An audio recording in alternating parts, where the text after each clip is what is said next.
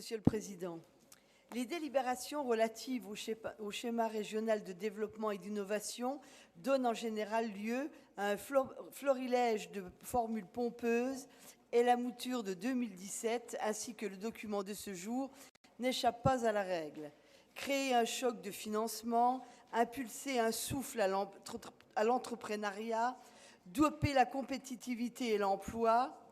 La réalité, hélas, reste bien plus prosaïque, a fortiori cette année, où le peu de croissance, fruit de la soi-disant reprise économique, a marqué un sérieux coup d'arrêt dès 2018. Je pense qu'il serait utile de tirer un bilan partiel du SR2I en regrettant que tant de belles paroles n'aient que peu été suivies d'effets. Exemple frappant. Alors que le livret d'orientation consacrait un volet entier aux fameuses fermes du futur, on apprenait, par l'Est républicain, en début d'année 2019, que le principal fonds européen à cet effet, le FEADER, dévoyé en l'occurrence dans le cadre du programme LEADER, n'avait pratiquement pas été mis à contribution, la faute, selon l'Est républicain, à un logiciel pas au point ou autre lenteur administrative. Alors que la France est et sera amenée à rester une des principales contributrices nettes au budget européen, il est inadmissible que l'argent des Français soit retourné à Bruxelles faute d'utilisation. Et avouons que cela laisse songeur de la part d'une région qui aspire à devenir rien de moins que des leaders européens de l'industrie du futur, selon les propres termes des fiches actions du schéma. Concernant la délibération de ce jour, on nous propose donc aujourd'hui de réorganiser deux dispositifs d'aide aux PME, aux ETI et grandes entreprises. Or, la question même de l'aide aux entreprises appelle, à mon sens, deux remarques principales. Parlons de la création d'entreprises d'abord, et donc des start-up, qui sont une des priorités du schéma. Je me félicite du soutien à des entreprises réellement innovantes, notamment au travers de la bourse régionale. En revanche, il faut s'interroger sur les raisons de la faible viabilité des entreprises créées dans le Grand Est, qui est inférieure à la moyenne nationale. Deuxièmement, certes, les incubateurs et autres couveuses ou pépinières, dans le jargon à la mode, sont très en vogue, au point que la France est d'ores et déjà un des pays d'Europe où ce type de dispositif est le plus répandu. Faut-il pour autant, dans le sillage du président, céder à la frénésie de la start-up ?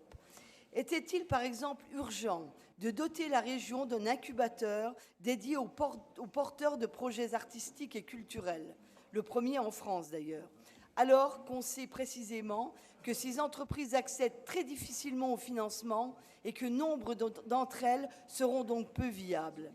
Deuxièmement, je m'inquiète de l'inégalité d'accès des 6 incubateurs régionaux au financement de la collectivité, en particulier en ce qui concerne toujours la bourse des start-up.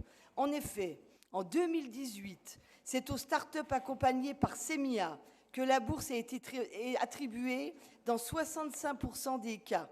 Cela pose une question de principe, mais aussi d'égalité territoriale, puisque la Lorraine se trouve ainsi très désavantagée. J'en viens à l'aide aux ETI et aux grandes entreprises. On nous propose aujourd'hui, dans cette délibération, de dépoussiérer un dispositif d'aide qui comporte d'ailleurs un plafond d'aide supérieur à 400 000 € pour les ETI et les grandes entreprises par rapport au plafond applicable aux PME. Dans le même temps, on proposait en mai dernier un petit prêt de 80 000 € à une sellerie en grande difficulté. Comment, dans ces conditions, prendre au sérieux les promesses de soutien à l'artisanat ? Par ailleurs, certes, la délibération spécifie que les entreprises bénéficiaires doivent être dotées d'une autonomie de décision. C'est une précision bienvenue, puisqu'on se souvient de l'exemple de Smart Home Back, généreusement soutenu par la région Lorraine et le département de Moselle pendant des années, et qui nous annonçait en mars dernier la fin de la production de Smart en France. Les Français ne supportent plus ce dévoiement d'argent public au profit des grands groupes, toujours prompts à délocaliser leur production en Chine ou en Pologne. Il est donc impératif de conditionner ce type de financement à des garanties concrètes de maintien de l'emploi et de la production.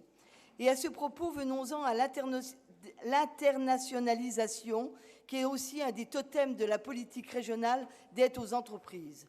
Je me réjouis que 2018-2019, d'après un prévisionnel, ait été un relatif bon cru en matière d'investissement étranger. Encore qu'il faille rester mesuré, puisque dans le dernier baromètre d'Ernst & Young, notre région pointait en 8e position pour les investissements de recherche et développement, derrière l'ancienne PACA, l'Occitanie et la Nouvelle-Aquitaine. Et ce, dans un contexte où la part du PIB consacrée à la R&D dans le Grand Est reste inférieure à la moyenne nationale, où la région, de son propre aveu, peine à attirer et à fidéliser les centres de R&D et les talents.